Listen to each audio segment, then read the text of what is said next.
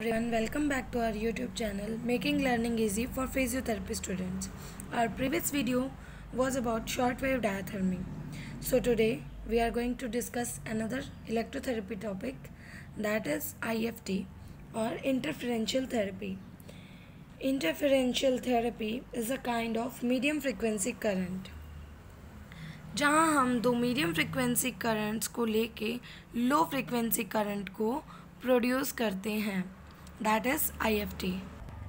In IFT we use two electrodes और हम उन इलेक्ट्रोड्स को अराउंड द ट्रीटमेंट एरिया ऐसे प्लेस करते हैं ताकि उनके मिड में हमें इजीली अपनी डिज़ायर्ड फ्रिक्वेंसी मिल सके.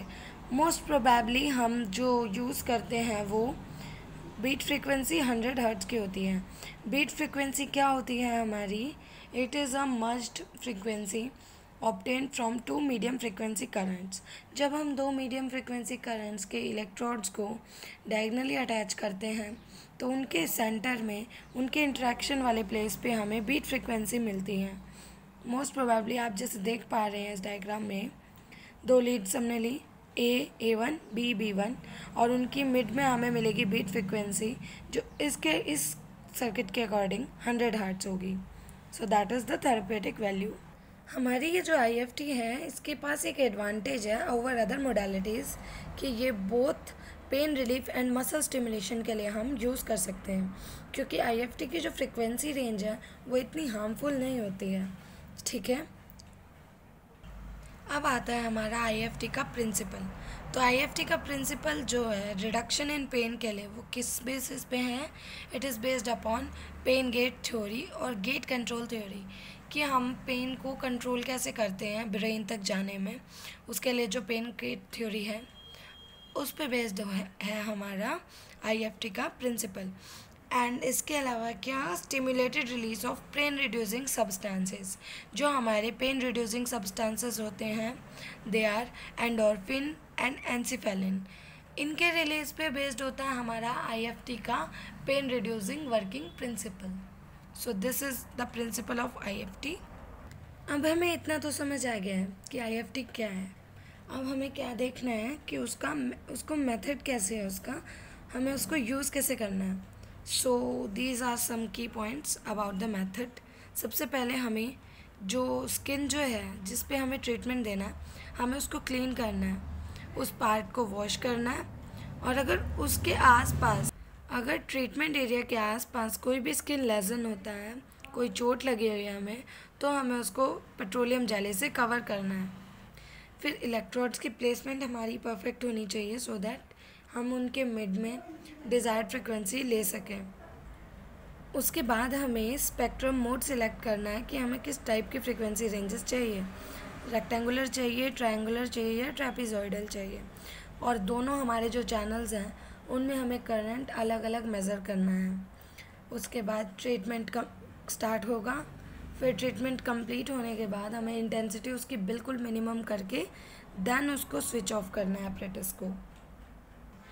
अब इसके बाद आते हैं हमारे एडवांटेजेस IFT के क्या क्या हैं.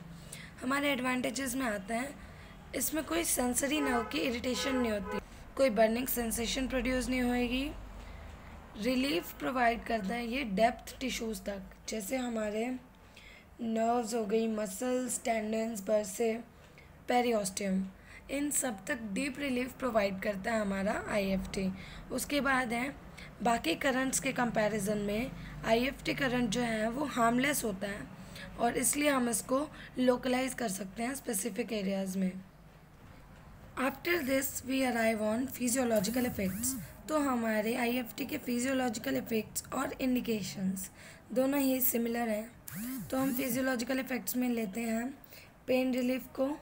पेन रिलीफ जो है वो हमारा मोस्ट इम्पॉर्टेंट फिजियोलॉजिकल इफ़ेक्ट है IFT का, क्योंकि ब्लड फ्लो इंक्रीज़ होता है, ब्लड सर्कुलेशन इंक्रीज़ होता है, जिसकी वजह से हमारे जो पेन कॉजिंग सब्सटेंसेस हैं उनका रिमूवल हो जाता है. उसके बाद है रिडक्शन ऑफ इडीमा. हम जब भी कोई फ्रिक्वेंसी को इंक्रीज़ करते हैं या हम कहीं पे से भी फ्लो को इंक्रीज़ कर रहे हैं तो कोई भी अगर इन्फेक्शन हो रहा है वहाँ पे उस चीज़ को हम इजीली रिमूव कर सकते हैं.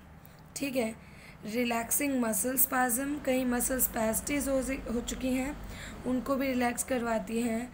मोटर स्टिमुलेशन इंक्रीज़ करता है। जो नॉर्मली इनर्वेटेड मसल्स होती हैं हमारी, उनको कॉन्ट्रैक्ट करवाती है बिटवीन फ्रिक्वेंसीज, जब हम 1 हर्ट्ज से 100 हर्ट्ज की फ्रिक्वेंसी लेते हैं, ठीक है।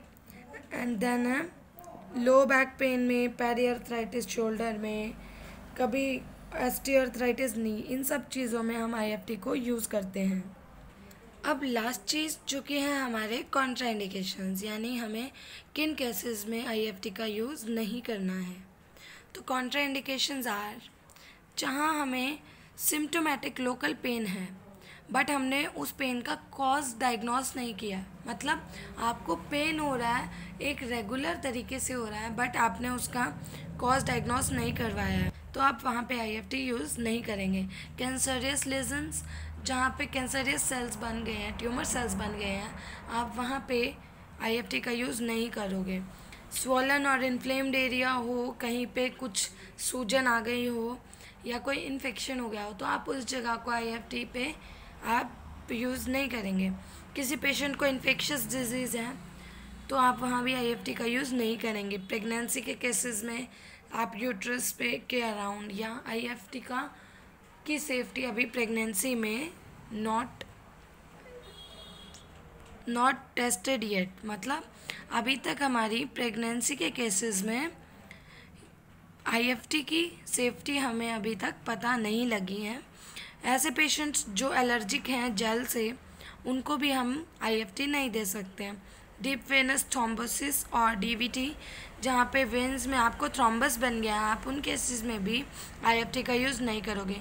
और किसी के अगर हैमरेज के चांसेस हैं तो हम वहाँ भी IFT का यूज़ नहीं कर सकते। So this was complete video about IFT। हमारा काफ़ी शॉर्ट टॉपिक है।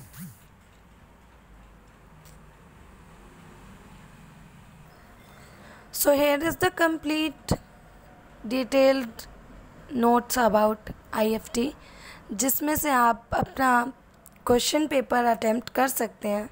अगर आप इसको भी पढ़ लेते हैं, आपको कोई डिफ़िकल्टी नहीं आएगी IFT का किसी भी क्वेश्चन को अटेम्प्ट करने के लिए, ठीक है। इसका आप स्क्रीनशॉट भी ले सकते हैं। सो आई होप गाइज आप सबको IFT समझ आया होगा। अगर आपको इससे रिलेटेड कोई भी क्वेरी है तो आप नीचे कमेंट बॉक्स में हमें बता सकते हैं। एंड अगर आपने अब तक सब्सक्राइब नहीं किया हमारा channel, so please do subscribe it right now and please like the video. Thank you.